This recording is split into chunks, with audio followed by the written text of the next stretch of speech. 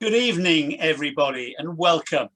My name is Nick Young. I chair the Monte San Martino Trust, and I'm going to be your host for this evening's event, supported by my colleagues.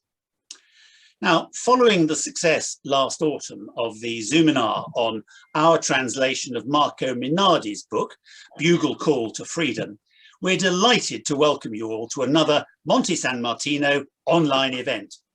There are more than 200 of you on the call, and it's great to get such a wonderful response. Thank you so much for joining us. Now, for those who were with us last time, you will remember that Bugle Call to Freedom told the story of prison camp PG-49 in Fontanallato in northern Italy. Today, we're going to focus on the experiences of just one of the prisoners held there, the travel writer Eric Newby. We're celebrating the 50th anniversary of the publication of his famous and much loved book, Love and War in the Apennines. It's all about his escape. Eric was a great supporter and patron of the Monte San Martino Trust. We're absolutely delighted to be joined by members of Eric's family, by representatives of his publishers, Collins and Slightly Foxed, and by over 200 friends and supporters of the Trust, including pupils from a school in San Benedetto del Tronto in the Marche, and many other friends in Italy. The Monte San Martino Trust was founded by another POW escaper, Keith Kilby OBE, in order both to commemorate and to celebrate the bravery of the thousands of Italian people, many of them poor farmers or contadini, who helped Allied prisoners escape from POW camps all over Italy, like Fontanallato. That was in September 1943, after the Italian Armistice, and just before German forces overran the camps and took many of the POWs, those that hadn't taken the chance to get away, back to lengthy imprisonment in Germany until the end of the war. Now, first, just a little bit of housekeeping. In order to ensure best possible audio qualities, and also for reasons of privacy, all of you will be on mute and invisible during the Zoom. We will be recording the event, and we'll make a link to the recording available later this week, in case you know of other people who might be interested to have a look at it. You are invited to ask questions, and indeed urged to ask questions throughout the event. And you can do that by using the Q&A function on your Zoom screen. It's at the bottom of my Zoom screen. You can type your questions and send them in as we go along. And we'll try and answer as many as possible before we finish. Please, though, don't wait till the end of the Zoom before you ask a question. Type them in as you think of them so that my colleagues from the Trust can be sorting them out as we go. Now, the running order for tonight's Zoominar is as follows. My fellow trustee, Christine English, the daughter of one of Eric's fellow prisoners, will explain the historical context for Eric's book. Then another trustee, Julia Mackenzie, will briefly outline the story of Love and War in the Apennines itself. I do hope you've read the book. If you haven't, I hope this Zoominar will encourage you to do so. We're absolutely delighted to have with us on the Zoom tonight Eric's daughter, Sonia Ashmore, and she will reflect with me upon the book and upon her parents, Eric Newby and his wife, Wanda. Then Professor Robert Tregay will tell us about the amazing research he has done to retrace Eric's footsteps in Italy and to identify some of the people who helped him. And then, as I said, we'll finish by answering some of the questions you have asked using the Zoom Q&A function, which is being curated by Namina Delic, our techno wizard, herself a trustee, and one of our very own Monte San Martino bursary students.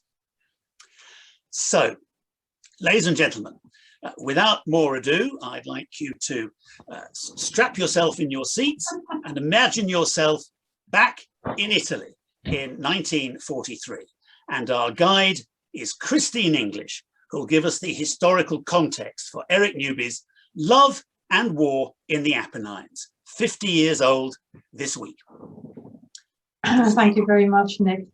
Well, in 1943, Eric Newby was one of about 80,000 Allied servicemen imprisoned in Italy. Most of them had been captured in North Africa, although Eric himself was captured in Sicily. And they were handed over by the Germans for incarceration in Italian prisoner of war camps. Eric Newby was in an officers' camp at Fontanallato near Parma. And the maps you can see in front of you, the left-hand one shows the area of Italy in which the book is placed. And the map on the right shows Fontanallato to the north and Vecchiatica, which was the last place in which Eric was hiding. So Fontanallato is very dear to the hearts of us in the Monte San Martino Trust. And you may see behind me a couple of posters from marvelous events that our dear friends in Fontanallato have provided for us in the past.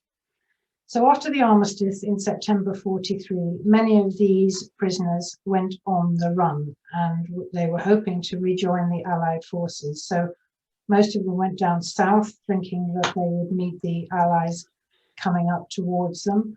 And some of them went over the mountains into Switzerland. And it's sad to relate that most of them were not successful in their efforts. So this dramatic period of history produced a number of wonderful accounts of escape and evasion that were written after the war, many of which, such as those in the Monte San Martino Trust archive, remain unpublished. We encourage you strongly to have a look at some of these amazing stories. They tell of the endurance and bravery of Allied escapers, and they emphasize always the generosity and the courage of all the Italians who helped them. Love and War in the Apennines is an important and perhaps the most famous example of this collection of accounts. And this one was published long after the war.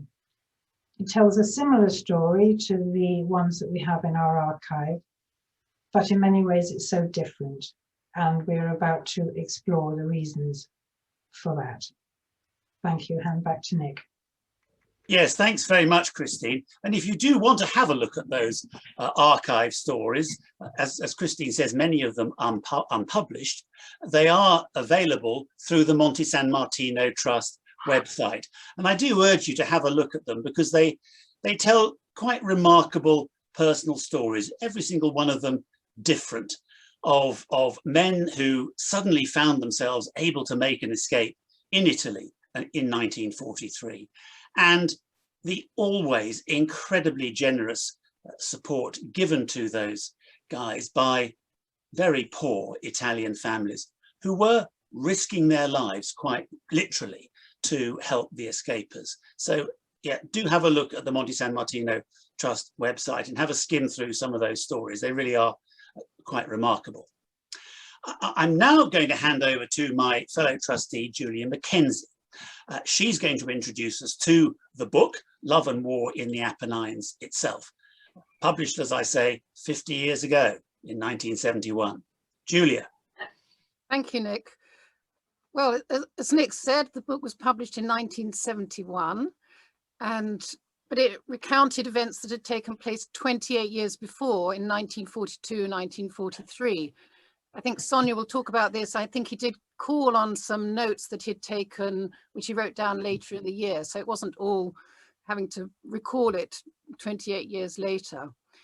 And as Christine has said, and Nick, although there are many other memoirs by Allied soldiers who are prisoners of war in Italy, this book has really stood the test of time, and it's been continuously in print for over half a century, which is remarkable for any book. And for many people, and this applies to me, it was the introduction to the story of the Allied prisoners of war in Italy. I first read it in the late 1970s. You know, one knew the stories of Colditz and what was happening in Germany. I had no idea about this whole hidden story of what went on in Italy. As Christine said, 80,000 prisoners there. And it's really why, you know, one of the reasons we want to celebrate this book is that Newby's book has really brought this story to a wider audience and continues to bring it to an audience. And many people often say to me, oh, I don't know that story. Oh, Love and War in the Apennines. Yes, yes, of course.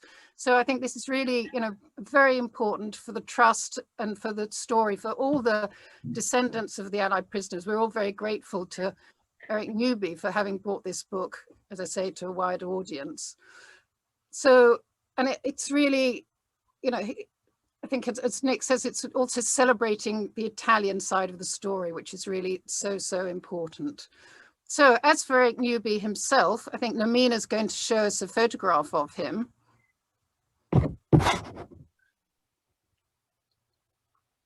So here he is in his Black Watch uniform, and he was a lieutenant in the Black Watch.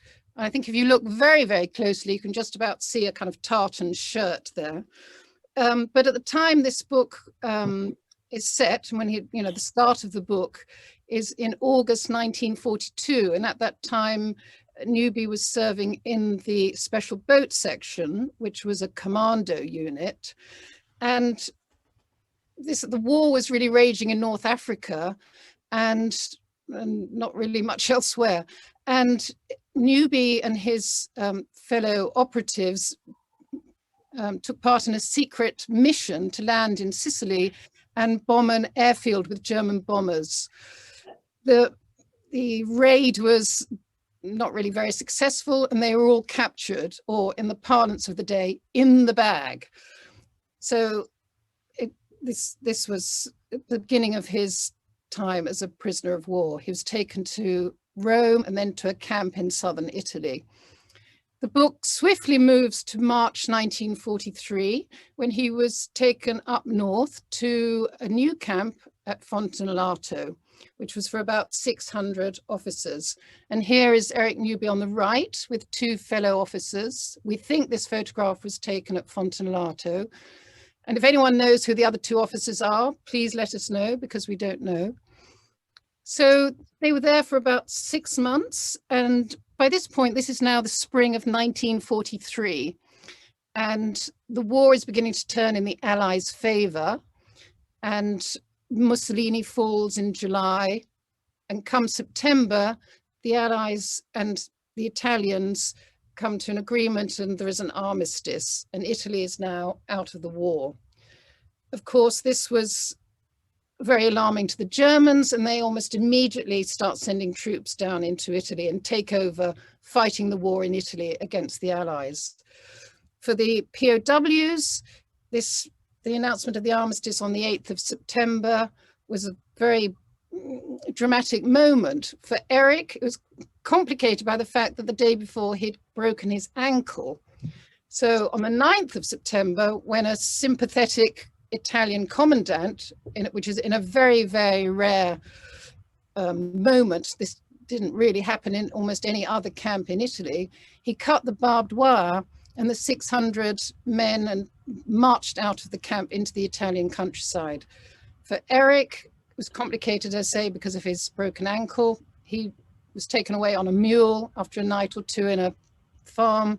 He was transferred to the local hospital, and he was there for about 3 weeks. And it was at this point that he met Wanda Skoff, who was the daughter of the local schoolmaster. They were a Slovenian family, and she came to the hospital every day to teach him Italian, which she said he was going to have to need if he was going to survive.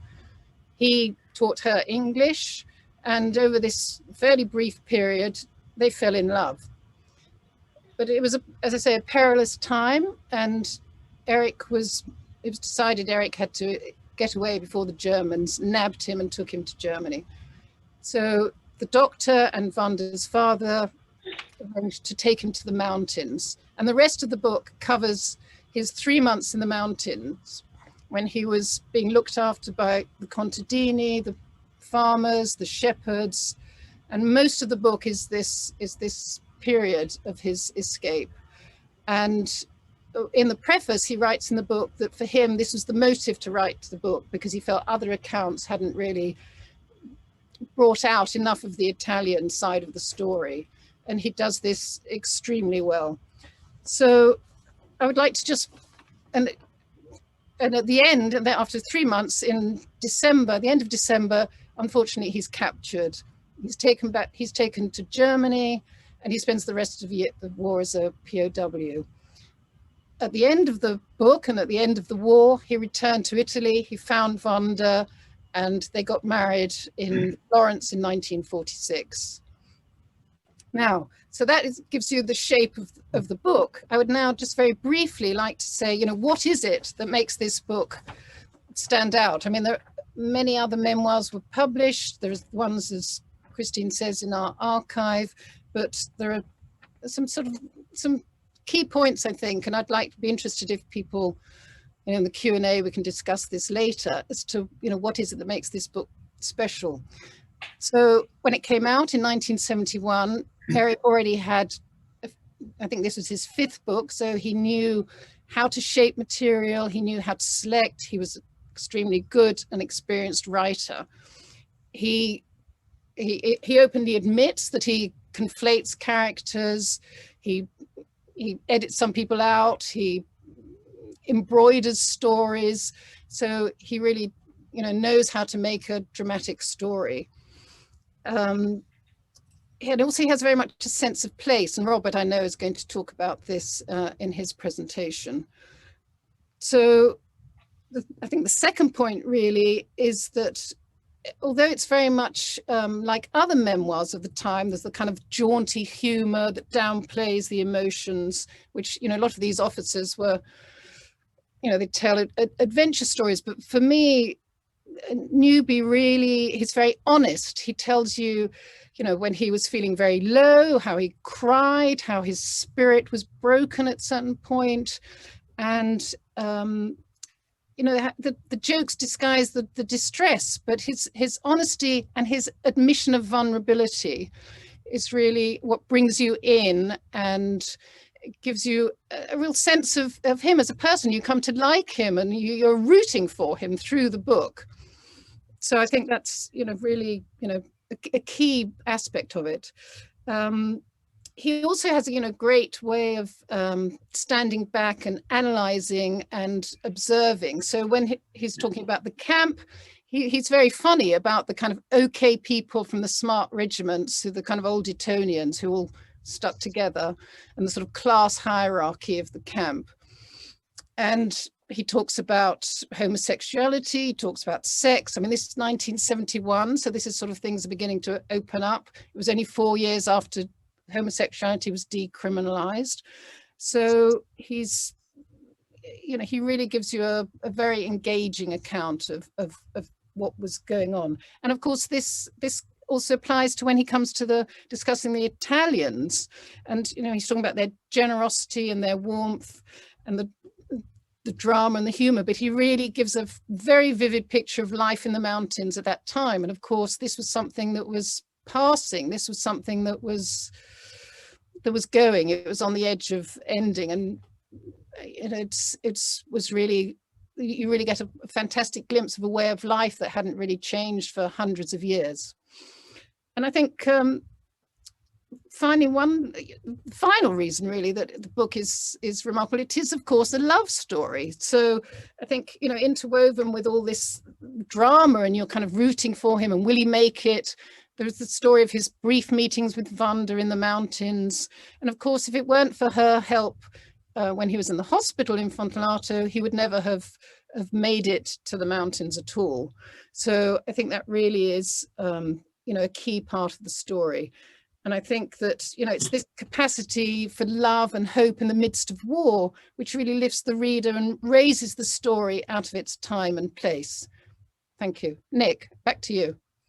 Thanks, Julia. You've really brought the book to life beautifully, and I think highlighted very cleverly what it is that makes Love and War such a special book, and why it still stands out as a classic 50 years after it was written. Well, it's now my pleasure to introduce Eric Newby's daughter, Dr. Sonia Ashmore. Sonia is a design historian and lecturer. As a research fellow at the Victoria and Albert Museum in London, she helped to catalogue and has written extensively about the V&A's South Asia collections. She has also written the book on muslin. The eldest of her 4 grandsons is called Eric, after his great-grandfather. Sonia was in her early 20s when Love and War was written, as was her brother Jonathan, who's also with us this evening. Sonia, it's great to see you here, and thank you so much for joining us to talk about your dad's book. Well, thank you for putting this evening on. It's wonderful. It's a great thing to celebrate, isn't it?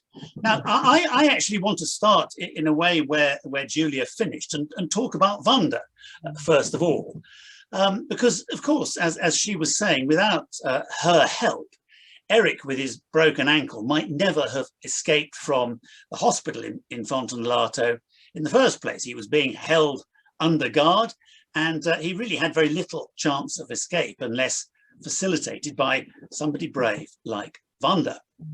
She wrote about the escape in her own book, Peace and War, in which she describes actually seeing Eric, who she had already noticed.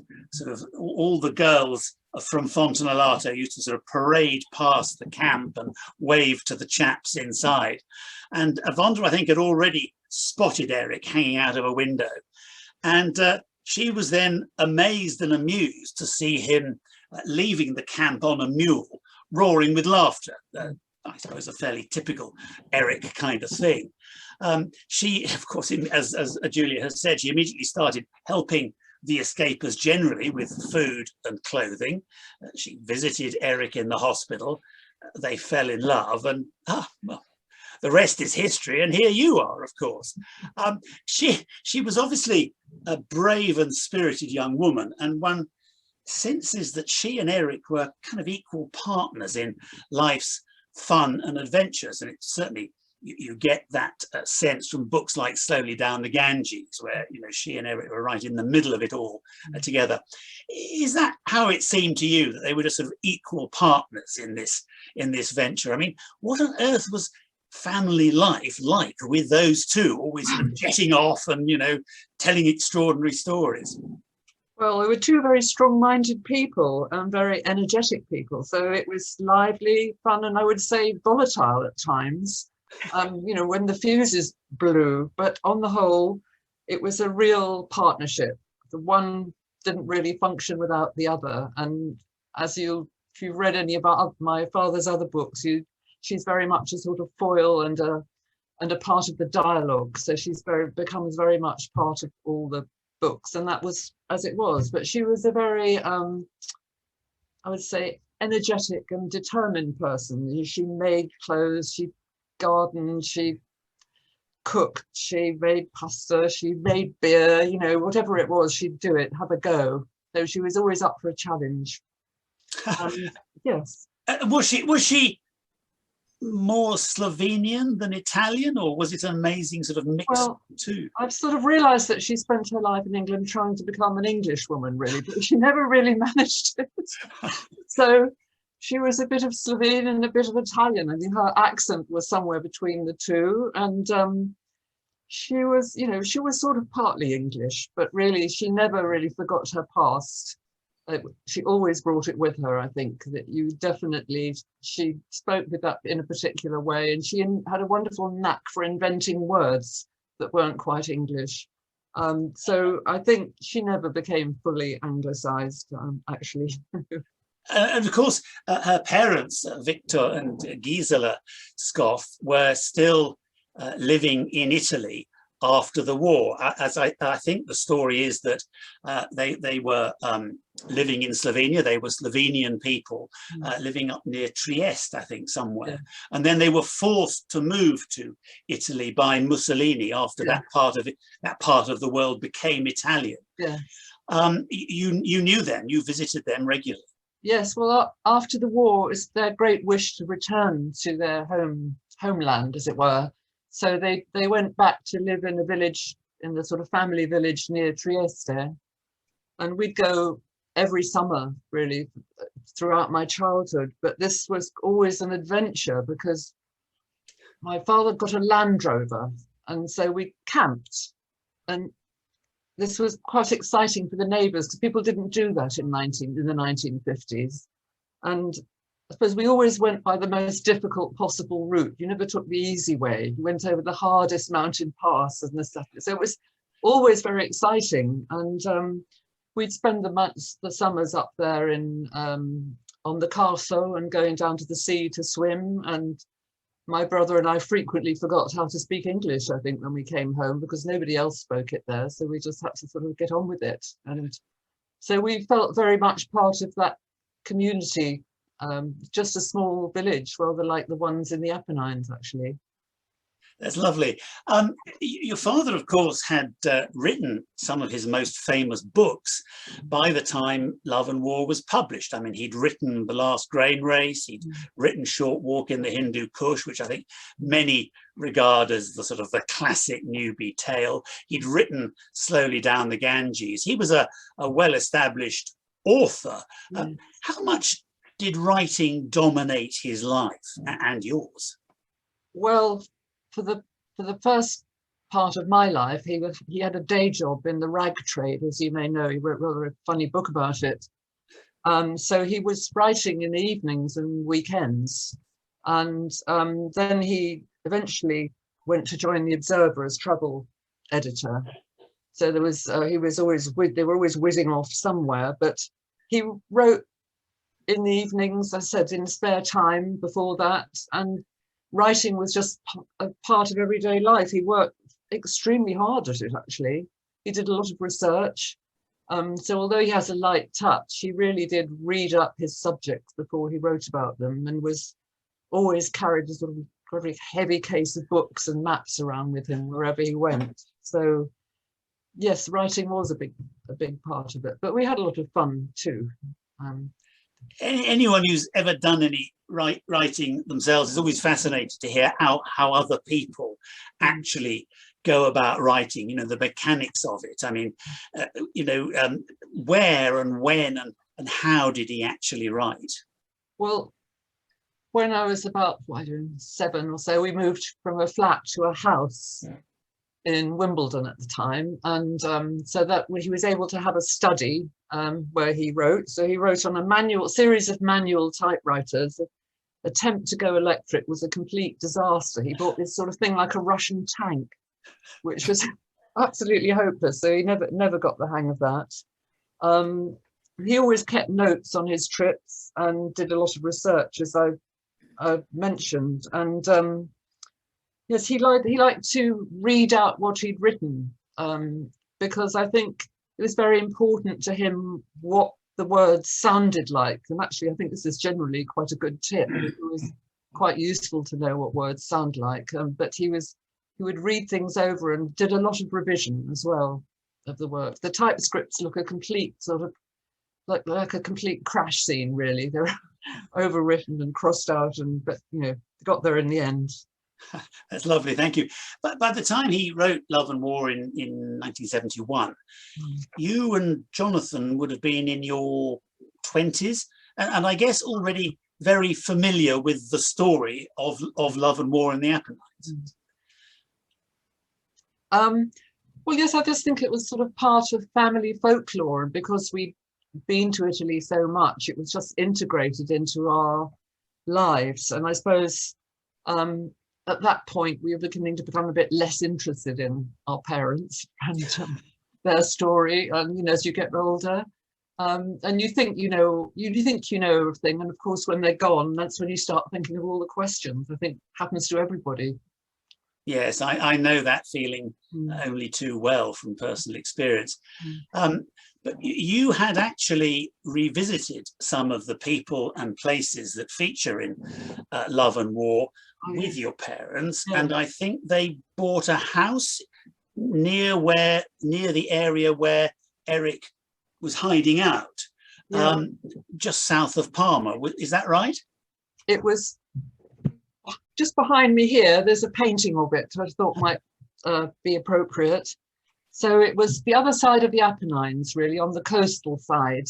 So inland a bit, halfway up, not really in the Apennines, in the foothills near the Carrara marble quarries. And it's a rather tumble down little house that became our summer home in Italy for, I think, 25 years. And the neighbours and farming neighbours became really great friends, and we still visit them when we go to that part of the world. And my husband and I last went there in 2019, and it was just like being in the warm embrace of family again. But sadly, we had to spend a lot of time in cemeteries finding out where people had ended up. So it was felt a kind of very poignant, because we lost these lovely people, but there was, you know, the ones who were there welcomed us. I said, rather like long lost family. Yeah, we hoped to go back last year with Robert and have some kind of celebration, but of course that wasn't possible. And this little house, I mean, was it all mod cons? Absolutely not. I think in a way it was, he wrote a book about it called A Small Place in Italy, and I think it was a way of going back to that experience in wartime and wanting to almost preserve that way of life, which was still partly feudal in that part of the world. That the people had landlords to whom they still paid tithes in the 1970s, if you can believe that. And so this house was absolutely primitive. There was absolutely no mod cons except the sort of primitive bathroom. You had to climb a ladder to get into the bedroom at the back. It was in a sort of barn. And there was they built a sort of a thing called a vasca, which people washed their clothes in, which was like a small, very small pond. And that we, of course, used to jump into it on hot days to cool down, but we did also wash clothes in it. And it had an outside oven, which was lit occasionally for making bread and so on. So it was very, very basic, and people from England got quite a shock because they were used to sort of rather smarter holiday villas, but they all loved it, really. That's lovely. I think we've got a BBC film from one of your visits, Namina. So just tell us a little bit about what's going on here, what we're seeing here, Sonia. This was done in the 1994, I think. It was called The Travel Show. And my parents went back to Parma with this television crew, and they took them up to the mountains to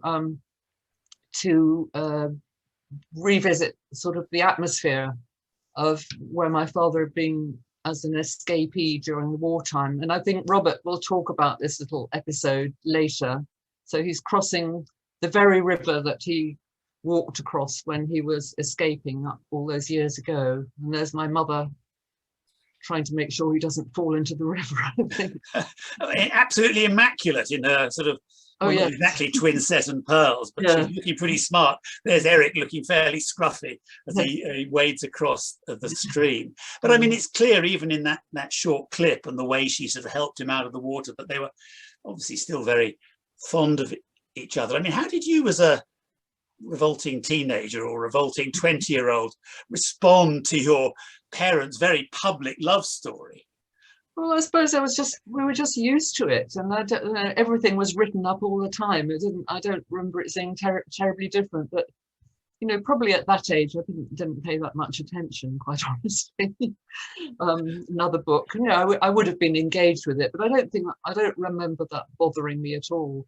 I think it was partly written in this little house, actually, because then at that point he would go across and talk to people and get sort of remind himself of what it was like there. So. And you I guess he would have taken you to some of the actual places that featured in the book, would he? I mean, yes, you know, the Pian del Sotto, where he had to clear all the stones, and the cave where he hid out in the snow, and Amadeo's hut where he was eventually recaptured. Well, I mean, do you know all those places? I don't actually remember going to those particular places, although my brother went with Donald Shaw in the winter of 1978 when they were preparing a This Is Your Life program in secret. And they did go to the barn, which Robert will probably talk about.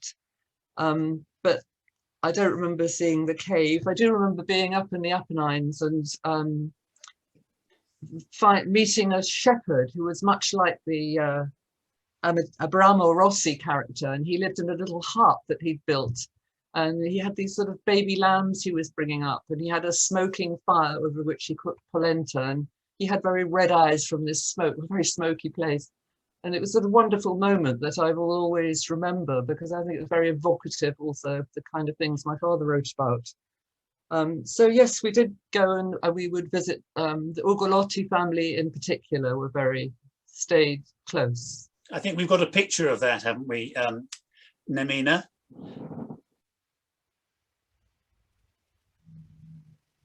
Yes, here we are. So here is Eric on the left, and in the middle is, I think, Malvina Ugolotti, wife of Guglielmo. He was called Zanoni in the book. And there also is Captain Donald Shaw, who is referred to as James in the book. And in the book, he and Eric spend quite a lot of time together in this cave, hiding out in ghastly, ghastly conditions. And then they have to make a break for it. And they go to Amadeo's hut, where, as I say, they're eventually recaptured. You must have talked to quite a lot of the Italian helpers. I mean, how did they feel about what happened in the war and your dad's escape and his desire to write a book about the experience? I mean, what did they think of it all? You're still in touch with a lot of them, obviously. Well, the descendants, yes, I think they were very proud to be in the book, actually. And I'm sure he must have explained that he'd written them into the book. And the photograph on the wall behind them, and that was one that he took of the Ugolottis together. He wrote about our other neighbours on the other side of the Apennines in the book, and they were very pleased. They have the books on display, they have the photographs on display. So I think they probably were happy to have the recognition and appreciated it.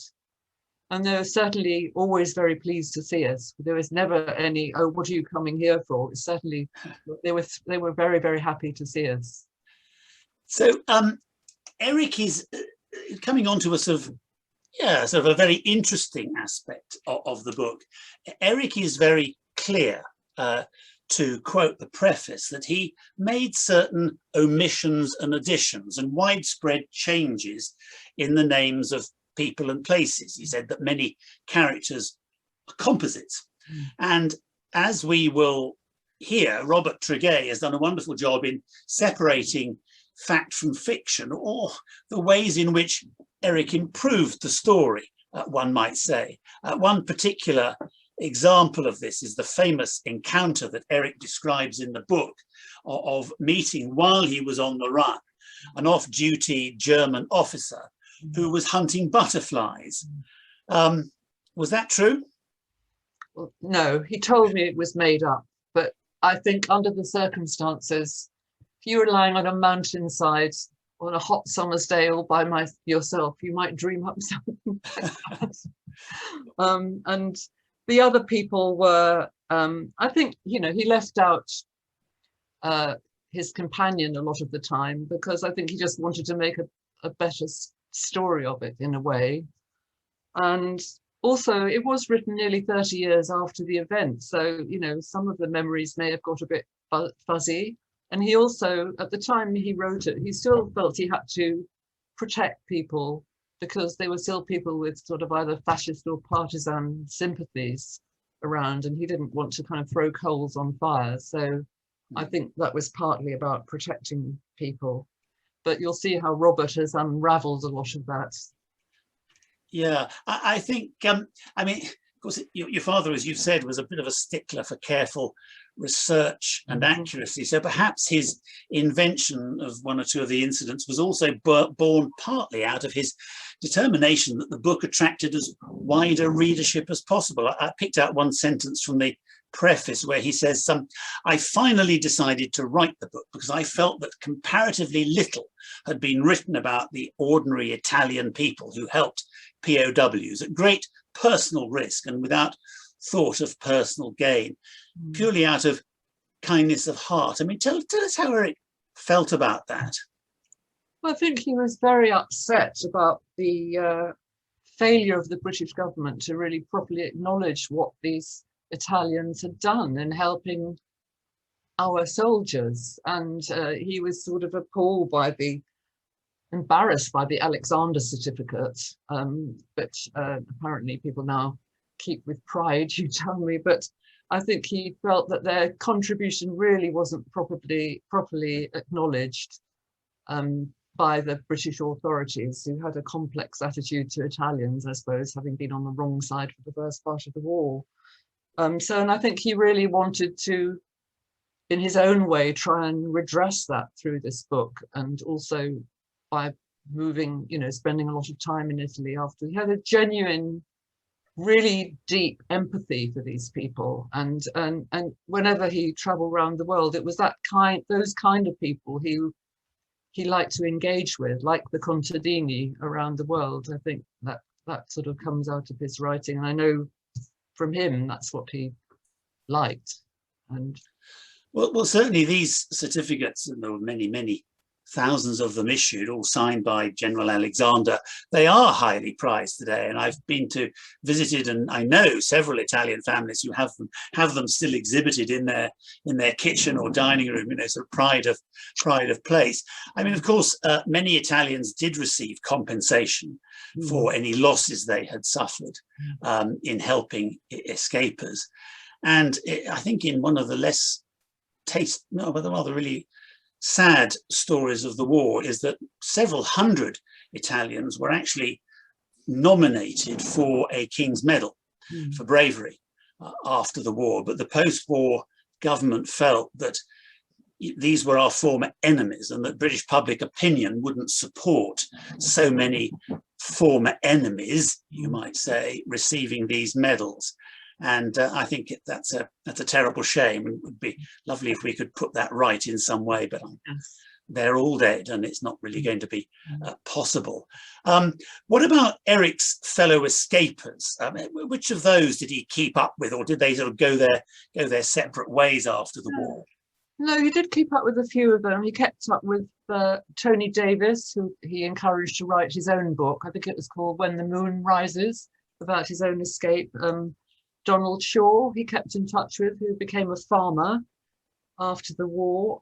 He was also friends with Michael Gilbert, who became his solicitor, but was better known as a writer of thrillers. And another man called Ian Fraser, who I think was in PG 49, became an MP.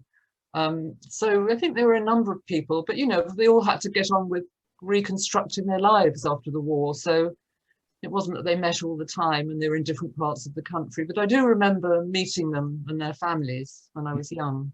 And they all got together on This Is Your Life, I think, in 1978. Yes.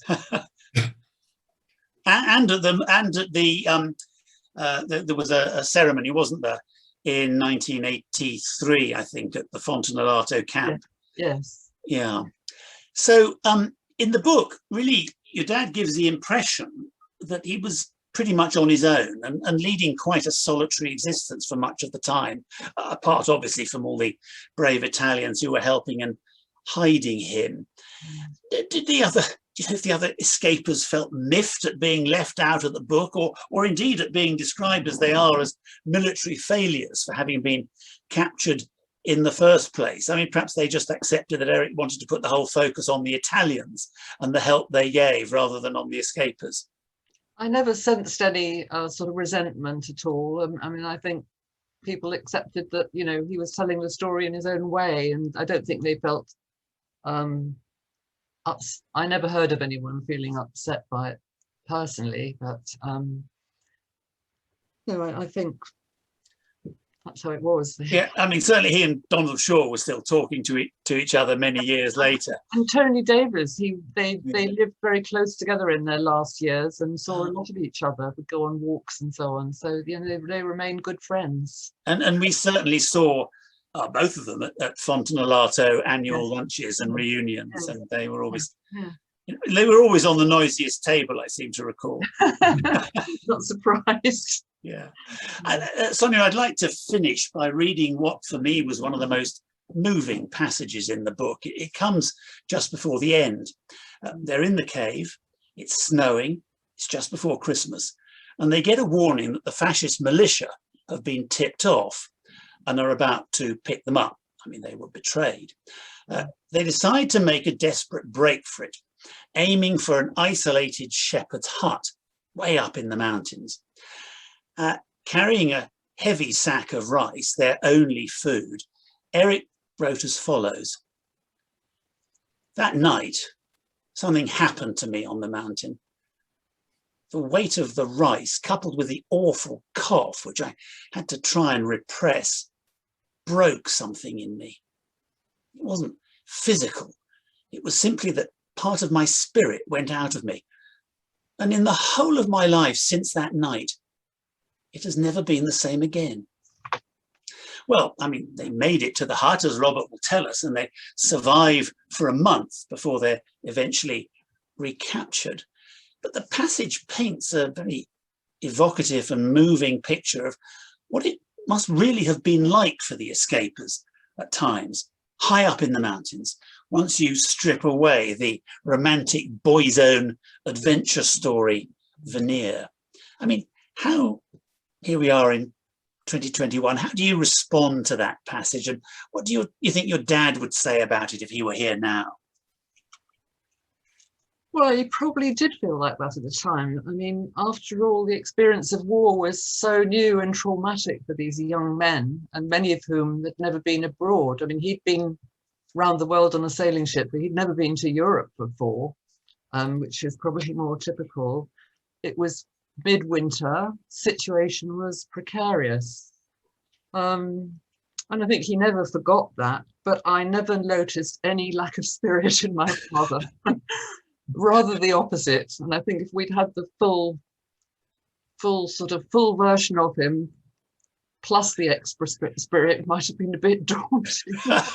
Well, I think all of us who had the honour and the chance to meet Eric would probably agree with you. Sonia, thank you so much for sharing your memories of your parents and your thoughts about the book. I'm sure people are applauding, but sadly we just can't hear them.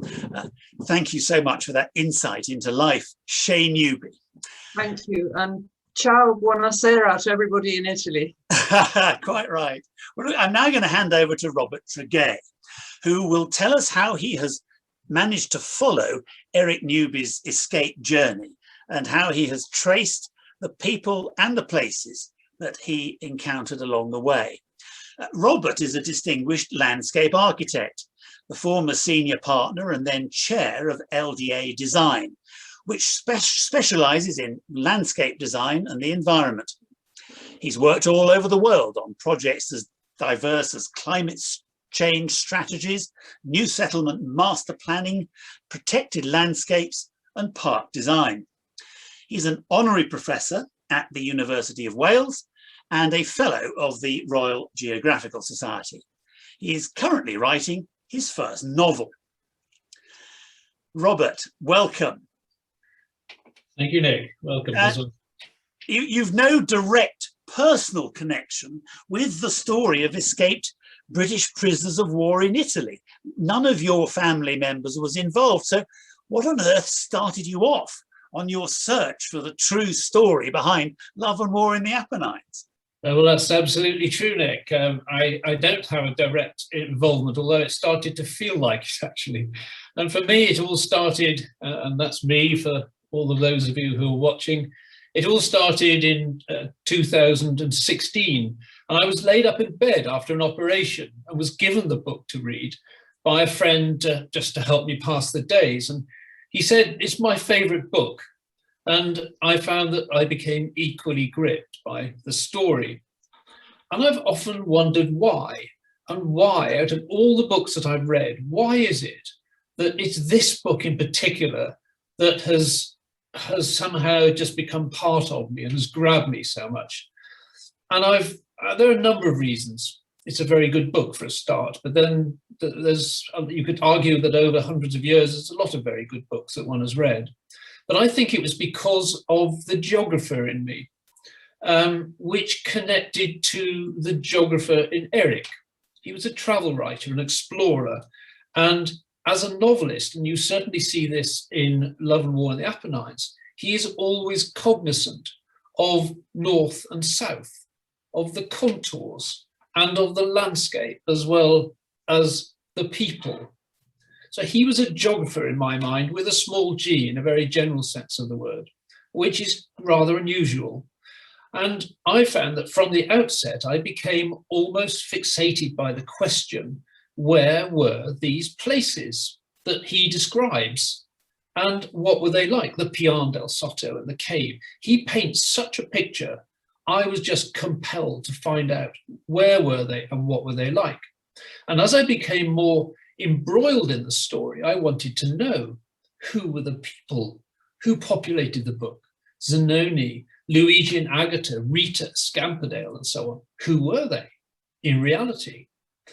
And then, as I discovered more, inconsistencies and questions emerged, and I was gripped by another question: what was true and what was invention in Eric Newby's mind? And then I became even more hooked, and it became an investigation, and I became an amateur detective trying to deconstruct the puzzle that Eric had written and to unlock the secrets of the book. And that's what it became in the end. It was just a straightforward challenge of detection. And finally, I felt, when I found out what had happened and the extraordinary bravery of these Italian people, and then I found out who they were in reality, I felt I have to record it. And that is a tremendous drive behind me wanting to be here today. And I'm so grateful to you all for listening, because that's what I want to do, is not talk about my own story, but to be able to record the absolutely extraordinary bravery of the Italian people. So, next slide. We've already talked about PG-49, the prisoner of war camp in Fontanelato, and this is it.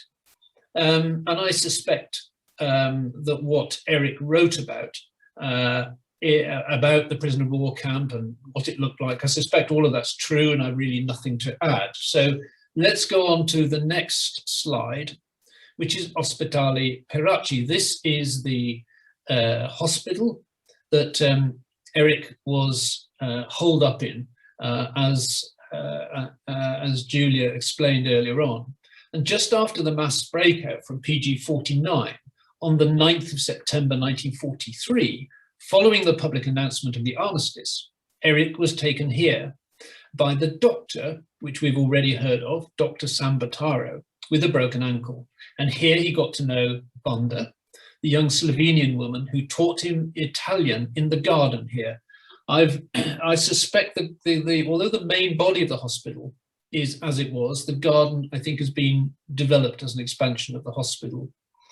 And she helped him with his escape, taught him Italian, and it was she who gave him a warning of a German plan to arrest him. And she smuggled in a note: "Get out tonight, 2200 hours, and if not, Germany tomorrow, 0600 hours.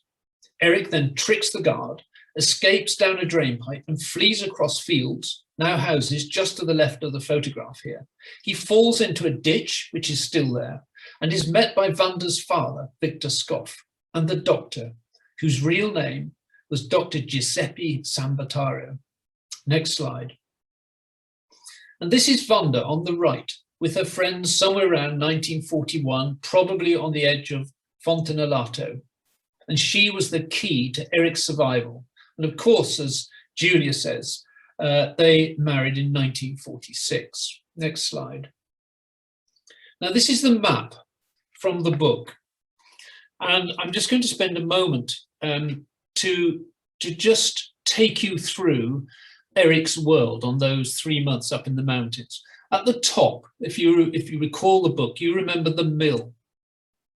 And the mill doesn't actually feature in the story, except that he describes it he passed it in a storm. And he makes his way up the valley, and you can see by that dotted line to the pass. And the pass exists, And from there, he went and found Ugolotti, and he went to find work on the Pian del Sotto. And it's the Pian del Sotto with the cliff, which is the main place he describes as working. And he took a day out once from the Pian del Sotto, and he went up onto the mountain. You can see the top of the mountain there to the left, that's it. And that's Monte Caio. And you can also see Il Castello, which was Castello del Prato. And you can see the cave, which we've already talked about. And the first village there, the first village is La Latta, which I'll talk a little bit about. We know that he spent time in the cave in the winter. He then makes his way, you can see a dotted line there that crosses the river, the Torrente Cedra, via the hut of the charcoal burners to the hut of Amadeo. And that's where he was eventually caught. And the only other one to add there is the last village, Vechatica. So this is Eric's world, and this is what I'm going to take you through as to the true story, as far as I can, of what actually happened in his time on the run. So let's have the next slide. After Eric escaped from the hospital, he was dropped off by the doctor in Pastorello. And Pastorello is the town we can see in the valley in there. That's Pastorello. With a map prepared by Vanda's father, he crossed over the bridge across the river and came to here, the village of Capaponte, which you can just see one or two houses a little bit closer on the right-hand side. And it's a small place, Capaponte, with a few scattered houses. He passes past the mill on the right-hand side behind the trees. So that's it. It's sort of down in the valley there, you'll have to imagine.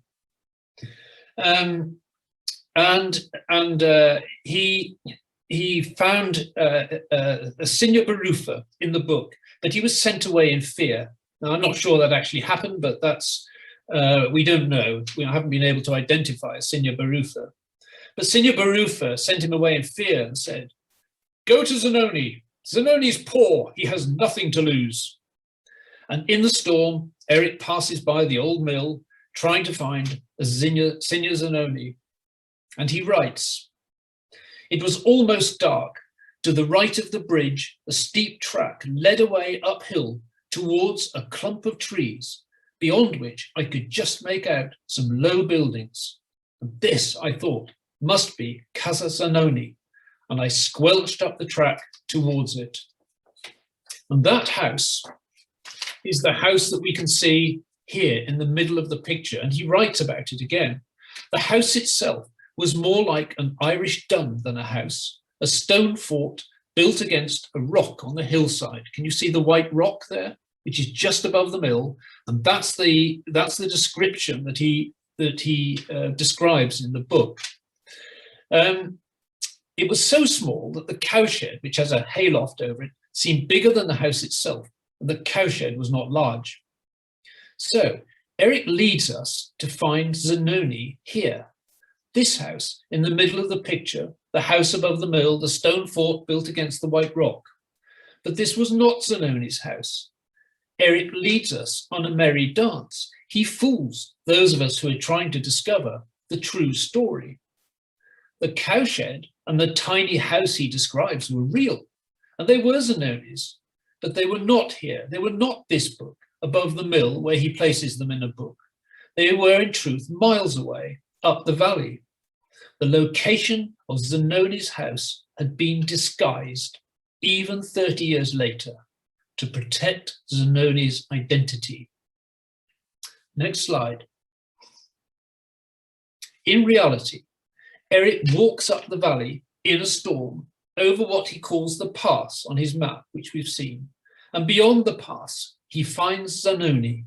And in the book, he sees a light in the barn. I pushed open the cowshed door and went in. It was like Plato's myth of the cave. A small man appeared from behind one of the great looming beasts. He had a small, dark moustache wispy hair all over the place, a week's bristle on his face, and although, as he told me later, he was only 32, to me, 10 years younger, he looked almost old enough to be my father. "Signor Zanoni," I said. "Yes, I'm Zanoni. Who are you?" "And this is Zanoni with the dark moustache, with others in his family. His son is just standing above him. Malvina, his wife, is on the left. But that is the very barn that he describes, Bella the cow. I don't know whether Bella the cow lived that long, but that is definitely the barn that he describes. So let's go to the next slide. And this is Zanoni in later life. His real name was Guglielmo Ugolotti, and this is his wife, Malvina. And we've already heard he was perhaps the absolute key person in Eric's survival story up in the mountains. And in fact, Guglielmo Ugolotti was born in 1903. So he was 40 at the time Eric met him, not 32, as he says in the book. And it was another deliberate trick to disguise his real identity. Next slide. And this is where he lived, taken from the This Is Your Life program in 1978. And it shows Ugolotti's, Zanoni's, stone house before it fell down in the 50s. And he describes that in the epilogue. Now, I want you to look at the tree on the left, at the top left. Look at the shape of it. And we're going to see the same tree in the next slide, 40 years later. So let's go to the next slide. There you can see the same tree. You can also see a workshop, but there's no sign of the old house. But the old house was there just by the workshop, just in the middle and the right of the picture, as it was in 1978. It fell down, and we were certain of its location because we could use that tree to place it exactly. And Eric probably stayed here for 2 weeks. And in the book, he dried out after the storm in a bed given up by the Zanonis. And a day or two later, he asked for work to pay for his keep. Zanoni thought hard, and Malvina helped. And then Zanoni says, "Well, he might do, old Luigi, he might. He always liked getting something for nothing or next to nothing. And he's very honest, a good man. Yes, Luigi might do. He's a hard man, though, Luigi. His place is on the Pian del Sotto. It's solitary enough and very high, and the land's very poor, more stones than earth." And so Eric and Zanoni left to go to the Pian del Sotto, which was one of the most intriguing and memorable places in the book. And it's probably the Pian del Sotto above anything else that forced me to start off on this journey of detection. And it's that picture I've had of the Pian del Sotto in my mind, based on Eric's words, that I've gone off to Italy to try to find the real Pian del Sotto. But there's another interesting aspect of the story just before he reaches the Pian del Sotto. If we go to the next slide, the book has a scene as Eric leaves Zanoni's heading for the Pian del Sotto after the storm. And here is that place, Zanoni's apple tree orchard. And this was another immensely exciting discovery, to find the apple trees still here 80 years later. And Eric describes this view in the book. He must have stood just here as he describes it, standing under the apple trees in the orchard next morning with Signor Zanoni and looking down the valley. It was difficult to believe that the last 2 days of wind, rain, thunder and lightning had ever been. The sun was a large orb of melted butter shining out of a cloudless sky. And out beyond the end of our valley to the southeast, a series of long outlying ridges, dark against the sun, ran up towards the main ridge of the Apennines, which was somewhere out of sight on the right. And beyond the furthest of the ridges, there was the outline of a fantastic mountain that was like the profile of a whale rising from the sea, its head a huge vertical cliff. "Here's Mantova," said Zanoni, and there it is. So if ever any of you go there, anybody who's listening and you go to this part of the world, you will see Bismantova. It's described several times in the book. And in fact, if you take a day out, you can climb it. It's a walk. It's not a technical climb. And it's one of the most fantastic things you can do to reach the top of there and to know that it was part of Eric's story. Robert, can I just interrupt you there just ever so briefly to say you've got about 10 or 12 minutes left if we're going to get some questions in. So I don't want to hurry you. It's fascinating, but just a little bit of a warning there on time. Thank you. So next slide. This is Eric's Pian del Sotto. And Eric describes it. We were on the edge of an inclined plateau about half a mile long and between 300 or 400 yards wide, in which the fields swept down at a crazy angle to a cliff formed by an enormous landslide. Towards the northern end of the plateau, which was completely exposed to all the winds of heaven, stood a great bleak farmhouse, faced with grey cement and with so many stories under its red tiled roof, it looked like some rural skyscraper. Pian del Sotto, Zanoni said, we're nearly 1,000 meters here. This is the highest anything will grow. I want those fields cleared of stones, Luigi said casually, all of them. Next slide. And this is the cliff that Eric writes about. And he says, there was nothing I disliked more than starting off in the early morning, hauling a cartload of stones down to the cliff and throwing them over and dragging the cart up to the place where I was working. Next slide. But here on the Pian del Sotto, we see another facet of the way Eric tells his story, because if you read the book, you may want to know, was it true? The people, the Luigi, Agatha, the stones, the cliff. And in fact, he leads us on another merry dance, and this is what he does. He takes the true location of these fields, and he borrows the name of the owners of this land, who were called Luigi and Agatha Pezzoni, but he never actually worked here, maybe a day or two. And he certainly never lived in the farmhouse here, he describes in the book, because there was no farmhouse here in 1943.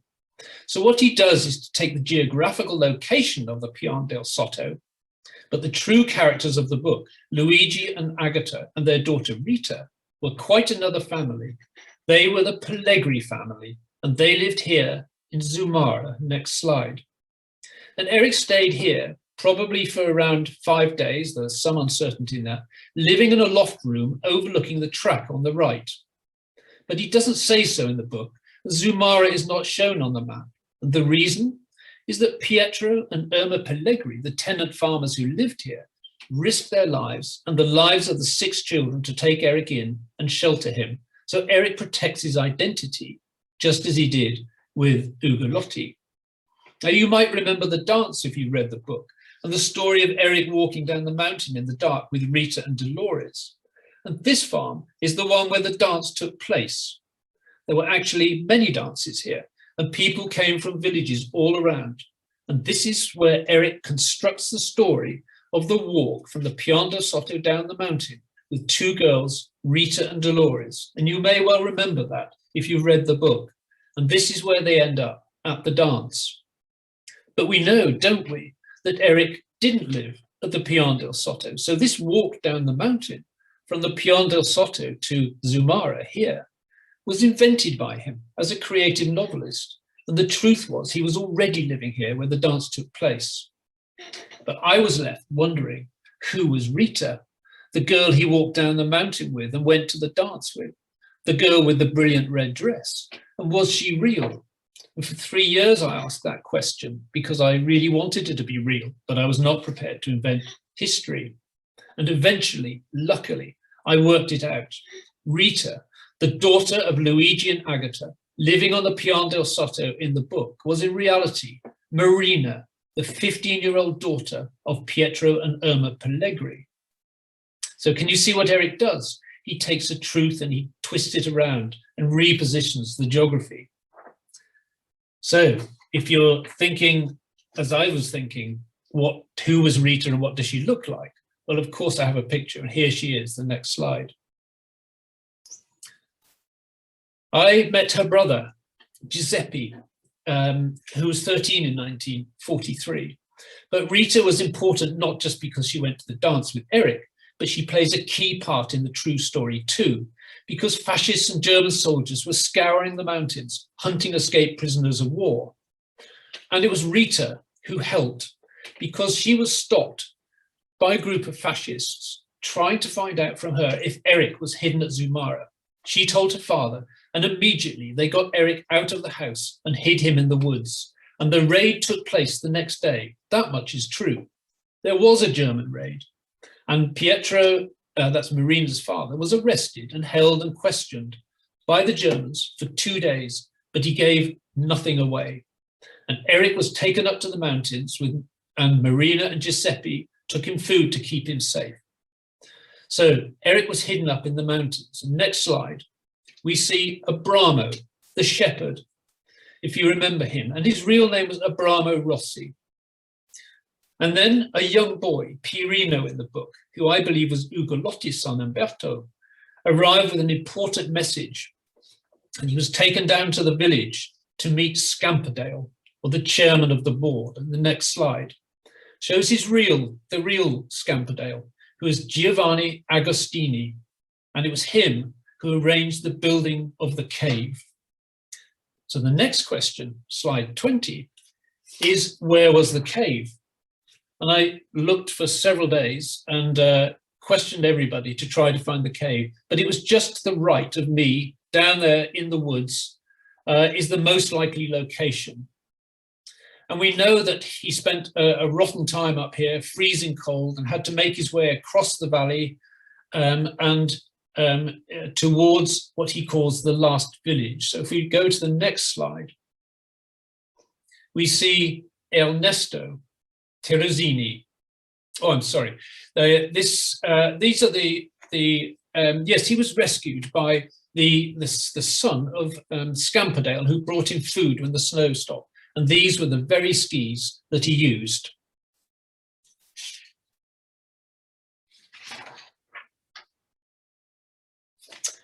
So next slide. He escapes across the valley, and as we heard earlier on, he finds what he calls the hut of Amadeo. And this is the real Amadeo. His real name is Silvestro Agnesini. And Eric lived for around a month in Silvestro's barn, along with James, the other prisoner of war we've already heard about and who he shared the cave with. And many people in the village, Verchatica, the second village in the book, took him food, including this man, Ernesto Teresini. Next slide, who I met by chance. And it was clear he still felt emotional and proud of what he'd done because the risks were so huge. And on the 24th of December, Eric was invited, together with James, down to the village. And here he was fed by several of the families in the village. And they asked him, what was his top wish? His answer, a bath and hair wash. His hair was washed by a 14-year-old girl, Luisa Valenti, and she died only recently, aged 91. Next slide. And this is the hydroelectric plant just above the village of Verchatica, which is described in the book. And on Christmas Day, 1943, Eric was invited to the house of Adorno Malpegli, and he writes and describes this. On Christmas Day, after a great lunch, we were taken to the house of an engineer who was in charge of the hydroelectric works, and there, at 3 o'clock, to the accompaniment of awful whistlings and other atmospherics, we heard the laboured but sincere-sounding voice of the king speaking from Sandringham. And although it was almost certainly not intended for people like us, the effect of what was said was too much, in conjunction with all the food we had eaten and the wine we had drunk, and the people in the room witnessed the awful spectacle, something which they are unlikely ever to see again, of two Englishmen with tears running down their cheeks. Next slide. And this is that barn. This is the hut of Amadeo in the book. But it was close to the end, and Eric was given away by a fascist, and he recounts this story at the end of the novel. We were finally taken about midday on the 29th of December. It was the coldest day so far, and there was a lot of snow. I went to the door to watch some fortresses going over, and the next thing I remember was hearing a voice say, "Mano in alto," and I looked down and saw that there were a dozen very nasty looking men, one or two of them in some sort of uniform, all armed to the teeth with carbines and Beretta submachine guns, standing in a half circle around the door. Slowly now, we went down the mountain and around the outskirts of the village to where a number of cars and lorries were waiting and were driven away.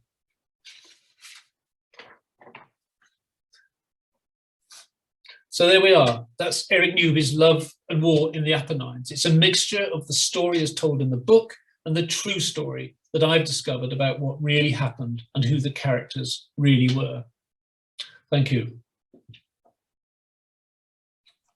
Robert, thank you so much for managing in a very short space of time to tell us both the story of the book and the true story of Eric Newby's adventures in the Apennine Mountains in 1943. That was really a wonderful account. And thank you so much for the research that you've done, because it really adds to our knowledge of this period and our understanding of this fantastic book. Now, I'm delighted to say that we've got questions coming in, and I'm going to just sort of work my way through them and ask one or other of you to answer them, or I'll have a go at answering them myself. First of all, I think one for you, Robert. There's an account given in the book by Eric of the doctor's drive through the centre of Parma, where I think the car breaks down. Any thoughts about that, whether that really happened? No, I don't. It's just from the work that I've done, it's impossible to say, Nick, of whether it actually happened or whether he visited these places and researched them after the war. So I can't add a lot to that one. It's perfectly plausible, but I don't know for sure. So here's another question from my very dear friend Pierluigi Felli in Corvaro, which is where my father spent quite a considerable period of time on his route down through the mountains. And Pierluigi is asking whether the cash rewards to the helpers were really adequate for what they risked. And I think, Sonia, your father certainly had some thoughts about the cash rewards, the compensation that was awarded to Italian helpers. Well, I don't know exactly how much they got, but I know that he went back after the war as part of the, I think, Allied Screening Commission to try and thank people and get them recognised. And I don't know what the sums were, but he certainly felt it wasn't adequate for what people had sacrificed and given up for them and fed people and so on. I mean, people were incredibly generous, giving. I mean, they found civilian clothing for all the escaped prisoners, for one thing, and they can't have had many clothes themselves. And then my grandfather would have had one suit probably, so I don't know where they found all these clothes. So I can't answer the question really, but. Well, I know. No, thank you for that. I mean, I know that the level of reward was at a very poor rate of exchange, and when you look at the numbers now, they really seem very small indeed. And there was a lot of cheese pairing that went on. I mean, my father was helped at the very end of his escape by two Jewish partisans, both of whom died actually helping him escape. One shot by a German patrol and one tragically shot by an American patrol within yards of the American lines. And the mother of these two young people applied for compensation from the Allied Screening Commission. And I think I'm right in saying that by the rules that were in place, she would have been entitled to 15,000 lira each for the lives of her two children. I mean, 15,000 lira was pretty minimal even then. And yet the Allied Screening Commission decided, because initially she had said she wasn't going to claim compensation, and because there were two of them, they decided to make it a kind of job lot and cut the compensation in half. So she just got 15,000 lira. But this extraordinary woman actually had the last laugh, because she wrote the most charming letter to the head of the Allied Screening Commission after she'd been given this award. And she said, you know, thank you so much for this award. It's so generous of you, and I really do appreciate it. And I've decided to give the money to the War Orphans charity. So she put the knife in a little bit. I think, I hope they squirmed in their seats as they read that letter. I think I've got another very interesting question here from Sue Comber, who helped the trust raise quite a lot of money a few years ago. Hello, Sue. Lovely to hear you. You're on the Zoom as well, and thank you for your ongoing interest in the trust. You asked this very interesting question of why Eric disguised the identity of Ugolotti and the others. Even as late as the 1970s, he clearly felt that it was necessary to disguise their true identities in the various ways that Robert has told us about. Sonia, you're sort of most familiar with the politics of Italian society then and now. What are your feelings on that? Well, I think they were still quite small, closed communities of farmers, even in the 1970s, and people have long memories. You know, they remembered these stories, and they still feelings probably still ran strong. I mean, after all, people had such a terrible time during those war years and lost so many people that I think he just didn't want to, you know, as I said, throw coals on a kind of burning embers and blow them and upset people, really. I think that was what it was. Robert, in your talks with the various individuals, I mean, did you get a sense of these politics still playing out? Yes, I did. And it was put to me by people that I met that effectively there was a civil war going on between the fascists and the anti-fascists. And those people, of course, were still alive. And it was a struggle. It was a life and death battle. It wasn't just a polite difference of opinion. It was a life and death battle. And whole communities were wiped out on the word of one person who would give them away. So it literally was life and death. And therefore, that intensity of the war years, it must have carried on afterwards. And I think the way we see Eric so clearly disguising his key identities, the key identities of the people who helped him, reflect the fact that in 1971, that those sensitivities absolutely still existed decades later. Yes, and I also have a personal experience about that. I remember talking a couple of years ago now to the mayor, the young mayor of Monte San Martino, which is where our founder, Keith Kilby, spent his first night on the run. And our charity takes the name from that small town. And the mayor told me a story of how about a couple of years previously, a young man had come back to Monte San Martino, the family having moved away, to set up a restaurant.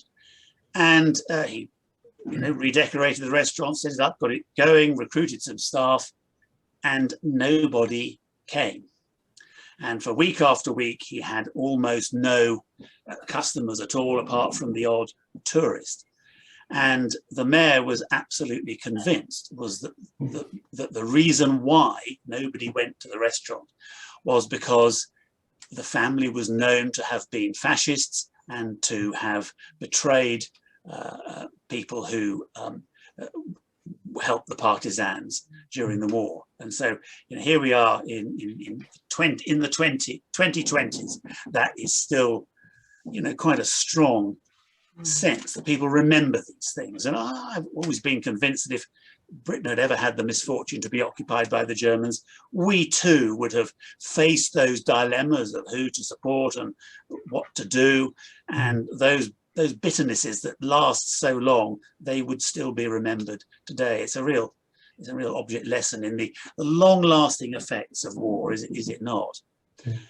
I'd like to return to you, Sonia. A question from David Ross, another of our great supporters, who asks, given her interesting background, how your mother found life in post-war England.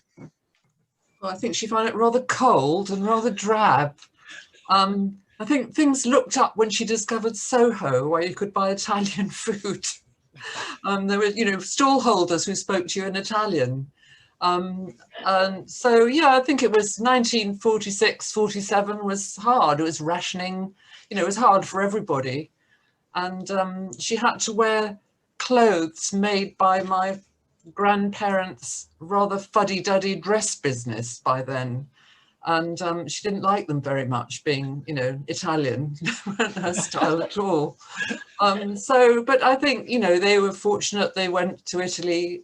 We went to Italy nearly every year by one means or another, and, you know, had an adventurous life. So, but I think it must have been very hard for her to start with, not, you know, not having imperfect English and things being difficult to get, and her parents being far away, and so on.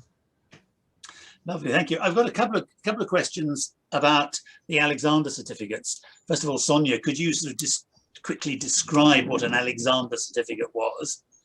Well, it was a rather rough piece of then, you know, recycled type of paper on which was printed a sort of grudging thank you